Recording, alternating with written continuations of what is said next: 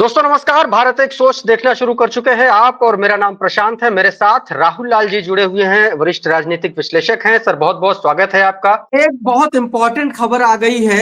अभी उसकी मैं सत्यता की पुष्टि नहीं कर रहा हूं, लेकिन यह खबर शुरू हो गई है। जो बाबा गोरखनाथ की याचिका जिन्होंने दायर की थी, उन्होंने ये कहा जा रहा है कि अब वो जो वकील है उन्होंने ये याचिका वापस लेने का ऐलान कर दिया है। अब अगर ऐसी स्थिति बनी तो फिर क्या होगा राहुल लाल जी? अब देखिए प्रशांत जी कि अगर वो याचिका वापस लेते हैं, इसका हाँ। मतलब है कि चुनाव आयोग ने जब से ये घोषणा मिल्कीपुर की नहीं की, बीजेपी की कितनी ज्यादा भद पीटी। और वो हाँ। भद पीटने से बचने के लिए ये अब है उसमें रफ्फी लगाना ऊपर से। और हाँ। अब ये जो क्षतिपूर्ति बीजेपी करना चाहती है ना बाद में मामले को संभालने के लिए, तो ये कहते हैं कि वो तीर जो है जो निकल चुका है वो अपने रास्ते से। तो ये चीज बीजेपी के रणनीतिकारों को ये चीज पहले ही ध्यान रखनी चाहिए थी। आराम से इलेक्शन कमीशन वहां के बारे में भी घोषणा कर देता। तो इसका मतलब है कि बीजेपी अब चाहती है, अगर वो ऐसा ये न्यूज सही है, तो बीजेपी चाह रही है कि इसका नुकसान जो काफी बड़ा हो रहा है, मिल्कीपुर में एक सीट वो हार जाएंगे, जीत जाएंगे। उत्तर प्रदेश के विधानसभा के उपचुनाव है प्रशांत जी, कोई सरकार बननी गिरनी नहीं है इससे। लेकिन परसेप्शन के मामले पर उन्होंने राष्ट्रव्यापी एक बहुत बड़ा सा नुकसान कर लिया। राम मंदिर अंततः निर्माण, उन्होंने पूजा पाठ कराया भी है मंदिर का।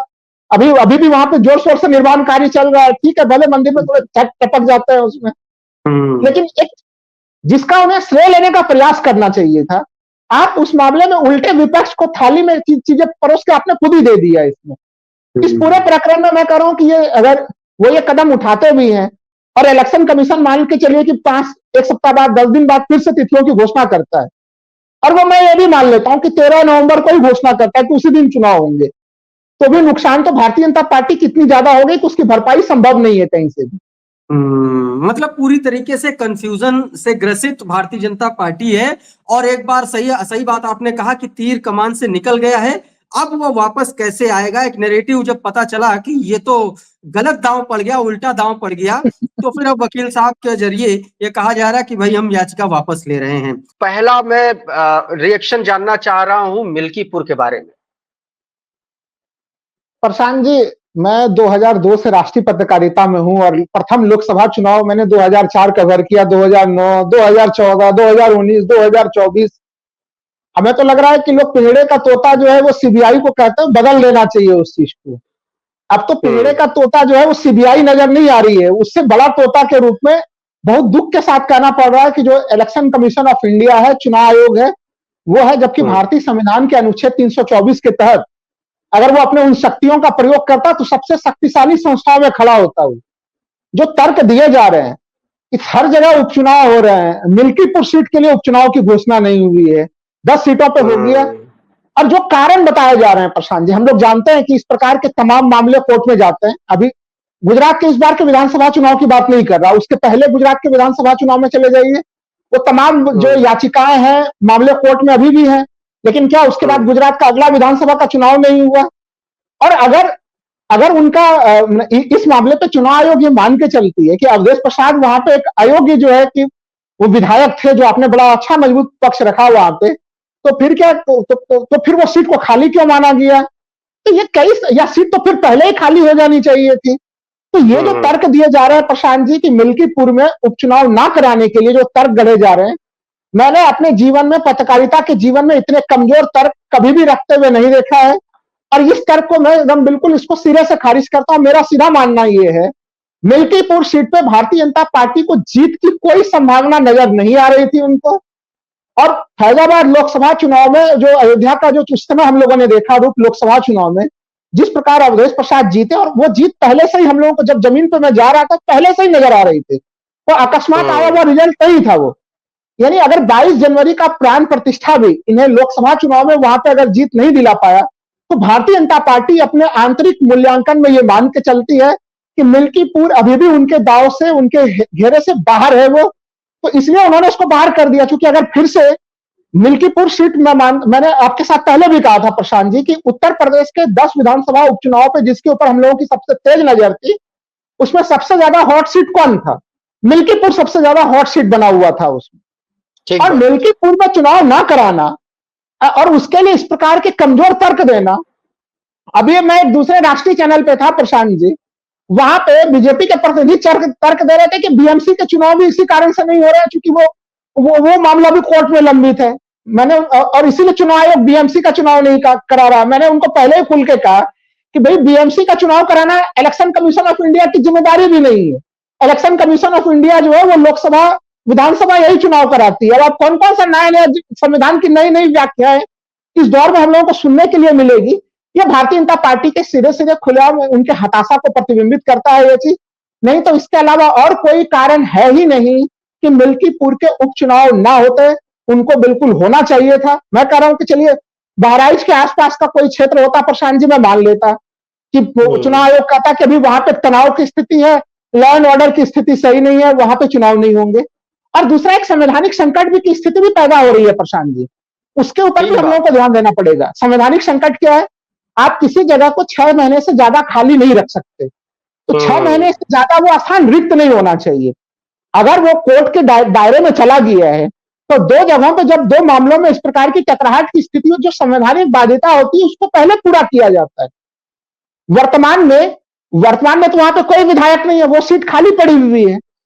उस निर्णय कोर्ट का जब भी आना वो आएगा, लेकिन वहां के जनता को अपने एक तरह से निर्वाचित प्रतिनिधि से दूर क्यों रखा जा रहा है? धीरे धीरे तो हम लोग 2027 के करीब जा रहे हैं। इसलिए ये संवैधानिक तौर पर अगर हम लोग व्याख्या करें उस दृष्टि से भी ये तर्क बेहद कमजोर है। और ये सीधे सीधे ये प्रतिबिंबित करता है कि इलेक्शन कमीशन ऑफ इंडिया जो आज राजीव कुमार लंबी चौड़ी बातें कर रहे थे इक्वल प्लेटफॉर्म देने के लिए, कहां आप इक्वल प्लेटफॉर्म दे रहे हैं? आप तो मिल्कीपुर का चुनाव तब कराइएगा जब लगेगा कि भारतीय जनता पार्टी ने तैयारियां पूरी कर ली, अब उनके तरफ से हरी झंडी मिलेगी, फिर मिल्कीपुर के उपचुनाव होंगे क्या? ये स्थिति में अगर हम लोग जा रहे हैं तो बड़ी शर्मनाक स्थिति है ये प्रशांत जी। ठीक बात। राहुल जी, जैसे आप ये बात जान रहे हैं, राहुल लाल जी ये बात जान रहे हैं, प्रशांत शुक्ला जी ये बात जान रहे हैं, और इस देश के तमाम सारे लोग, आम मतदाता भी ये बात जान रहे हैं, जैसा कि आप बता रहे हैं कि भारतीय जनता पार्टी, क्या मिल्कीपुर का चुनाव ना कराना ये जो नैरेटिव बनेगा और बाकी की जो उत्तर प्रदेश की 9 विधानसभा सीटें हैं, क्या ये मिल्कीपुर में चुनाव ना कराने वाला जो नैरेटिव है, इससे भारतीय जनता पार्टी को आप कितना मानते, कितना नुकसान होगा? क्योंकि विपक्ष तो इसको भुनाएगा। समाजवादी पार्टी के लोग तो कहना शुरू कर चुके हैं कि भारतीय जनता पार्टी डर गई इसीलिए मिल्कीपुर में चुनाव नहीं करा रही है। ना बिल्कुल इसका प्रभाव पड़ेगा। जैसे अगर अभी से ही प्रथम हैंड ही यहाँ पे ये चीज दिखाई दे रही है कि उपचुनाव में बीजेपी डरी हुई, सहमी हुई, जिस बीजेपी को हम लोग जानते हैं कि डबल इंजन की सरकार के साथ मुख्यमंत्री, मुझे तो ये लग रहा है कि प्रधानमंत्री जी को कम से कम, अरे योगी आदित्यनाथ पर तो भरोसा कर लेते, बेचारे इतने बार जो है कि मिल्कीपुर का दौरा कर चुके हैं, 3-3, 4-4 मंत्री वहीं पड़े हुए हैं, मुख्यमंत्री जी को मिल्कीपुर और कटहरी दोनों की जिम्मेवारी मिली हुई है। तो सोचिए कि सबसे महत्वपूर्ण चीज यही है कि ये इनके लिए जो 9 विधानसभा की उपचुनाव की जो सीटें होने वाली हैं, वहां पे भी इसको इन्होंने अपनी शुरुआत ही खराब कर दी है। राजनीति में परसेप्शन की बड़ी भूमिका होती है, लेकिन उस परसेप्शन के भूमिका में बीजेपी जो है कि शुरुआती दौर में पिछड़ी हुई नजर आ रही है। और ये अपने, मैं कहता हूं कि अपने पैर पे कुल्हाड़ी मारने का काम भारतीय जनता पार्टी ने खुद ही किया। आप इसका मतलब तो ये था कि उन्हें ये लग रहा था, अगर मैं सीधे सीधे कहूं प्रशांत जी, देखिए मिल्कीपुर के परिणाम का प्रभाव कोई महाराष्ट्र में तो पड़ना नहीं था, मिल्कीपुर के परिणाम का प्रभाव कोई जो है कि झारखंड में भी नहीं पड़ना था।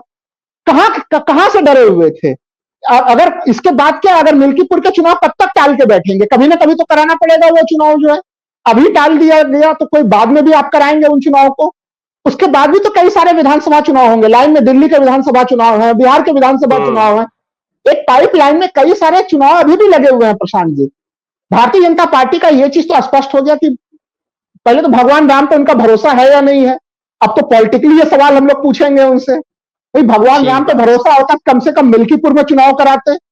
और भारतीय जनता पार्टी बड़ा अच्छा, और प्रशांत जी भारतीय जनता पार्टी बड़ा मजबूत तर्क भी रख रही थी कि पीडीए का मामला किसी तरह से एक बार संयोगवश चल गया और वहां पे अयोध्या सीट जो है अवधेश प्रसाद जीत गए, लेकिन वो संयोग थी, वो एक वास्तविक स्थिति नहीं थी। बीजेपी के लोग ये डंके के चोट पे कहते थे।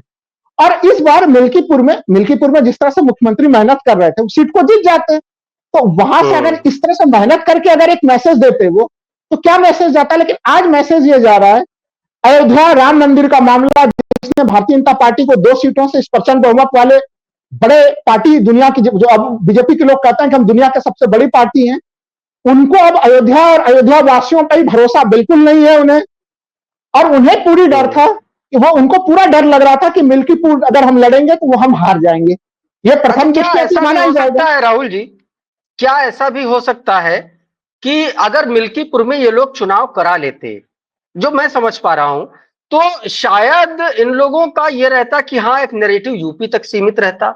अब क्या मिल्कीपुर में चुनाव ना कराना, और जैसा कि आप कह रहे हैं कि भगवान राम पे भरोसा है या नहीं है, ये नैरेटिव, चूंकि आपने बताया कि परसेप्शन जो है, राजनीति में परसेप्शन का खेल बहुत इंपॉर्टेंट होता है, और 24 में हमने चुनाव में देखा, चाहे वो आरक्षण की बात हो, चाहे वो संविधान की बात हो, परसेप्शन बना और भारतीय जनता पार्टी हवा में उड़ गई एकदम।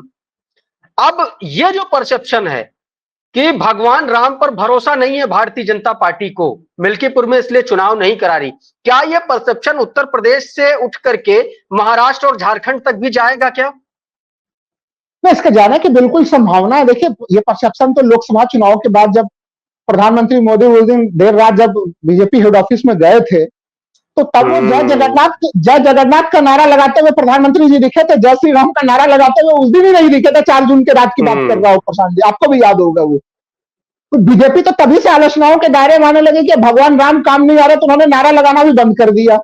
और उड़ीसा में बड़ा शानदार प्रदर्शन हुआ, तो भगवान जगन्नाथ के, अब राम जी को छोड़ के जगन्नाथ जी के शरण में चले गए हैं वो। लेकिन वो घटनाएं पुरानी हो गई थी और लोगों का स्मरण से बाहर भी चली गई थी।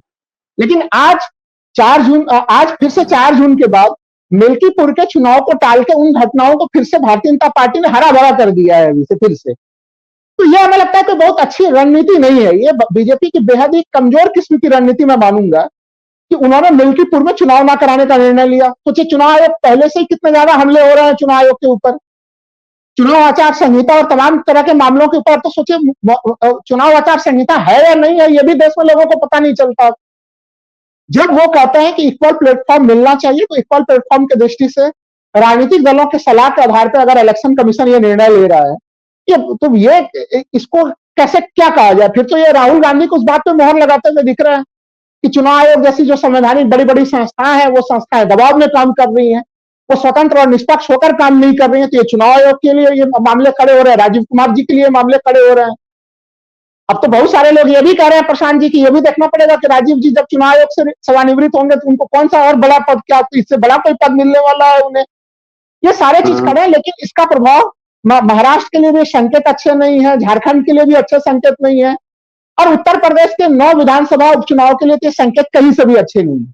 भाई, जब मायावती जी ने 5 सीटें जारी कर दी, बहुजन समाज पार्टी की 5 टिकटें जारी हैं, 6 सीटें जो है कि समाजवादी पार्टी ने जारी कर दी, दिल्ली में जब उच्च स्तरीय बैठक भारतीय जनता पार्टी ने कर ली और उन्होंने भी कह दिया कि 9 सीटों की तरफ से हमारे भी नाम तय हो गए हैं, जो सब कुछ तय हो गया है, तो फिर अब ये स्थिति आज क्यों की गई? ये समझ से परे का मामला, और ये भारतीय जनता पार्टी का डर है, ये मनोवैज्ञानिक डर में मैंने। चुनाव आयोग भारतीय जनता पार्टी के इशारे पर काम कर रहा है क्या इसको इस तरीके से माना जाए?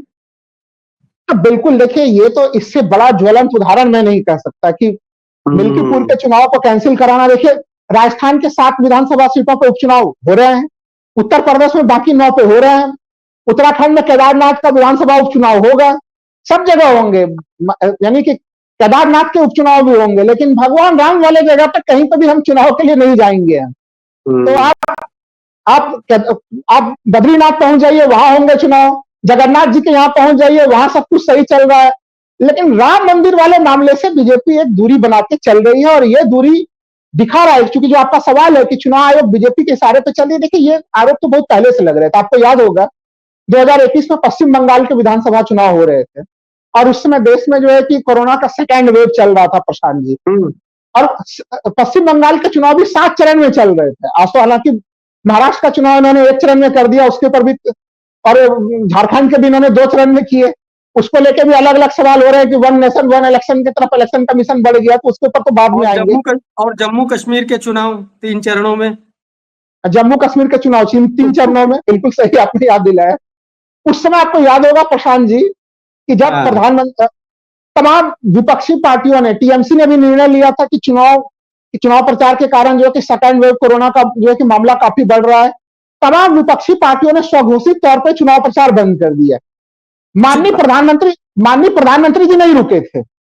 और जब उन्हें लगा कि प्रधानमंत्री जी ने पूरा चुनाव प्रचार अच्छे से मजबूती से कर लिया अपना, फिर इलेक्शन कमीशन ऑफ इंडिया ने अपनी तरफ से प्रतिबंधों की घोषणा कर दी कि अब जो है ना चुनाव प्रचार में जो है कि उसमें कोरोना के सारे प्रोटोकॉल्स का ध्यान रखा जाएगा। तो ये जो समस्या है इलेक्शन कमीशन को लेके 2014 से जब हम लोग अब 2024 में धीरे धीरे जो एक पर्देदारी भी होती थी इलेक्शन कमीशन ऑफ इंडिया की तरफ से, अब हमें लग रहा है कि वो पर्देदारी भी वो खत्म करते चले जा रहे हैं। जहां पर्दा होता था कि बीजेपी अलग दिखती थी, केंद्र सरकार अलग दिखती थी और चुनाव आयोग अलग होती थी, आज कहीं कहीं मिल्कीपुर के चुनाव को ना करा के ये पर्देदारी भी बीजेपी ने खत्म कर दी, जो कहीं कहीं अब बीजेपी और चुनाव आयोग एक साथ एक जैसा ही दिखने लगा है प्रशांत जी। अब पिछले चुनाव में, लोकसभा चुनाव में तो हम लोगों ने एक चीज ध्यान दिया था, जब प्रधानमंत्री मोदी जी के ऊपर लगा कि मॉडल कोड ऑफ कंडक्ट का वो उल्लंघन कर रहे हैं, तो नोटिस किसको भेज दिया गया? जेपी नड्डा जी को भेज दिया गया। फिर बाद में दिखावे के लिए फिर राहुल गांधी के ऊपर लगा, तो फिर दिखावे के लिए यहाँ पे भी राहुल गांधी को नोटिस ना भेज के वो जो है कि खड़गे जी को नोटिस भेज दिया गया। आपने भी प्रशांत जी कभी अपने पत्रकारिता के जीवन में देखा है भाई, जो व्यक्ति गड़बड़ी करे नोटिस उसको तो भेजिए, पार्टी अध्यक्ष को भेजा जाएगा। ये भी चीज हम लोगों ने इसके पहले कभी नहीं देखा था। लेकिन वो लक्षण ऐसे थे जिसमें आप कहते कि दोनों पार्टियों के साथ साथ व्यवहार तो हो ही रहा था, लेकिन मिल्कीपुर के चुनाव को ना करा के अब तो बिल्कुल एक्सपोज हो गई, चुनाव आयोग भी एक्सपोज हुई और भारतीय जनता पार्टी भी एक्सपोज हो गई है। प्रसाद, आप अभी कह रहे थे चुनाव आयोग को लेकर के, मुझे वो किस्सा याद आया जब अभी मेरे ख्याल से कुछ पिछले साल की ही बात है, जब सुप्रीम कोर्ट की 3 जजों की पीठ ने एक बहुत अहम टिप्पणी की थी कि इस वक्त चुनाव आयोग में टीएन शेषन जैसे मुख्य चुनाव आयुक्त की जरूरत महसूस हो रही है। टीएन शेषन के बारे में आप जानते हैं, आई ईट लीडर्स इन ब्रेकफास्ट, उनका ये बहुत मशहूर कोट है। क्या आपको लगता है कि चुनाव आयोग जो एक स्वायत्त संस्था है और इस तरीके की जो बातें हैं, क्या इस पर सुप्रीम कोर्ट इंटरवीन करने की स्थिति में है? हो सकता है क्या सुप्रीम कोर्ट इसमें कुछ बात करने के, या सुप्रीम कोर्ट इस पर कुछ ऐसा इंटरवीन कर दे अगर, क्या ये स्थिति बन सकती है? प्रशांत जी, आपको याद ही होगा कि सुप्रीम कोर्ट ने ये टिप्पणियां करते हुए उन्होंने इंटरवीन भी किया था और चुनाव एक तरह से इलेक्शन कमिश्नर की नियुक्ति के लिए एक कॉलेजियम का भी उन्होंने व्यवस्था किया था, जिसमें कि वो सीबीआई जैसी कॉलेजियम की बात भी सुप्रीम कोर्ट ने कर दी थी। और वो आदेश था सुप्रीम कोर्ट के संविधान पीठ का आदेश था, जिसमें कि एक चीफ जस्टिस ऑफ इंडिया, प्रधानमंत्री और नेता प्रतिपक्ष, ये 3 लोग मिलकर जो है कि बनाते हैं। लेकिन अचानक से पहले तो इसके लिए अध्यादेश लाया गया और फिर इसको जो है कि कानून पारित करके, तो ये सारी चीजें हुई। और आपको याद हो कि जब इसे चुनौती दी गई लोकसभा चुनाव से पहले, और यह मामला जैसे ही लगा कि कुछ सुनवाई की तरफ अग्रसर हो रहा है, क्योंकि देखिए एक चुनाव आयोग को लेकर एक अधिकार भी प्राप्त है कि चुनाव आयोग जब इलेक्शन प्रोसेस शुरू कर देता है तो उस बीच में फिर उसमें न्यायिक हस्तक्षेप उस बीच में नहीं किए जाते हैं। तो वो रहा, तो उसमें अचानक से आपको ध्यान में होगा कि इलेक्शन कमीशन ने तिथियों की घोषणा कर डाली उस समय, 2019 की तुलना में देर से की थी, लेकिन उन हलचलों को देखते हुए, चूंकि उस समय आपको पहले से देखिए चुनाव आयोग में कितनी संदिग्ध गतिविधियां होंगी। लोकसभा चुनाव जैसे पास आया, एक इलेक्शन कमिश्नर ने जो है वो इस्तीफा दे दिया। एक इलेक्शन कमिश्नर का पद पहले से खाली था और दूसरे राजीव कुमार जी अकेले बचे हुए थे। फिर अचानक से आनंद फानंद में 2 नियुक्तियां कर दी गई प्रशांत जी। उन 2 नियुक्तियों को चुनौती देने के लिए जब प्रयास किया गया, तब तक में लोकसभा के चुनाव की तिथियों की घोषणा की गई और फिर सुप्रीम कोर्ट को कहना पड़ा कि अब हम अगर इसमें हस्तक्षेप करेंगे तो फिर ये चुनाव के प्रक्रिया में हस्तक्षेप हो जाएगा, इसलिए इसमें हस्तक्षेप नहीं कर पाएंगे। तो चुनाव आयोग के साथ जो खिलवाड़ इस सरकार ने किया, वो हम लोगों को लोकसभा चुनाव से पहले जब अधिसूचना जारी हो रही थी, उसके 10 दिन के गतिविधियों को देख ले दर्शकगण जो है, तो उन्हें समझ में आ जाएगा कि सुप्रीम कोर्ट के निर्णय का क्या हुआ और किस आनंद फानंद में 2 इलेक्शन कमिश्नर नियुक्त किए गए। अच्छा राहुल लाल जी, मैं थोड़ा सा मिल्कीपुर को लेकर के हम थोड़ा सा टेक्निकल चीजों को समझने की कोशिश करूं। मुझे लगता है कि बहुत सारे लोग इस सवाल का जवाब ढूंढ रहे होंगे, अगर आप दे पाए। मिल्कीपुर में चुनाव 2022 में विधानसभा चुनाव हुए, बाबा गोरखनाथ चुनाव हार गए। उसके बाद उन्होंने हाईकोर्ट में रिट डाल दी। वो कह रहे हैं कि भाई साहब, जो नोटरी था वो एक्सपायर हो चुका था, जो शपथ पत्र आपने दिया था वो एक्सपायर्ड था। यानी कि 2022 के चुनाव नतीजे आ गए और एक ऐसा आदमी जिसका कोर्ट में केस चल रहा है, जिस पर फैसला नहीं है कि वो विधायक हैं या नहीं है। कायदे से तो ये होना चाहिए कि अगर अवधेश प्रसाद के खिलाफ, उनकी योग्यता के खिलाफ, उनके जीतने के खिलाफ अगर कोई रिट गई है उन्होंने कुछ ऐसा काम किया है जैसा कि गोरखनाथ ने कोट भी किया है? तमाम सारे अब अखबार उनसे और तमाम सारे मीडिया प्लेटफॉर्म्स उनसे बातचीत भी कर रहे हैं और लगातार हर जगह बोल रहे हैं ये बात। अगर ऐसा था तो फिर अवधेश प्रसाद जी 2 साल तक, 2.5 साल तक विधायक कैसे बने रहे? और अगर वो विधायक बने रहे तो फिर अब वो सांसद कैसे बन गए? ठीक है, सांसद का चुनाव एक नए तरीके से हम मान लेते हैं, लेकिन जो लोकसभा का चुनाव हुआ और उस मिल्कीपुर इलाके में भी चुनाव हुआ जहां के विधायक के खिलाफ एक पहले से रिट पड़ी हुई 22 में, ये जो टेक्निकल पहलू है इसको थोड़ा सा समझाने की कोशिश कीजिए। क्या अपने ही दांव में भारतीय जनता पार्टी फंस गई है? बाबा गोरखनाथ फंस गए हैं क्या? और अगर नहीं फंस गए हैं तो अब इसका सॉल्यूशन क्या हो सकता है? क्योंकि 4 दिसंबर को 6 महीने पूरे हो रहे हैं और आपने पहले बोला एक संवैधानिक संकट की स्थिति बन जाएगी फिर मिल्कीपुर में। देखिए, बाबा गोरखनाथ जो कदम उठा रहे हैं वो तो चलिए, प्रत्याशी चुनाव जब हारते हैं तो वो इस प्रकार के उनके रिट पिटीशन होते हैं, और रिट पिटीशन या तो हाई कोर्ट जाएगा या सुप्रीम कोर्ट, दोनों जगह में से कहीं से भी डालते हैं। उन्होंने हाई कोर्ट में डाला है।